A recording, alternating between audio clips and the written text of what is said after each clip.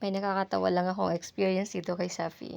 Pero natutuwa lang ako kasi pagpunta ko sa school may nakausap akong parents, sabi ko, "Pagka po ba yung si Safi nasusuka kasi medyo sensitive siya, sana po maka-receive ako ng message or baka puwede po ba ma-PM na lang pagka si Safi nasusuka kasi medyo sensitive po talaga siya." Sabi sa'kin ng kausap ko, sige po makaka-receive ng PM yung mommy niya." Sabi ko, "Ako po yung nanay ni Seffi, ako yung mama niya." "Ay, kayo po ba? Sensiya na." Sabi sa'kin, maka-receive daw ng message ang mommy ni Seffi. So, hindi ako mukhang nanay ni Seffi.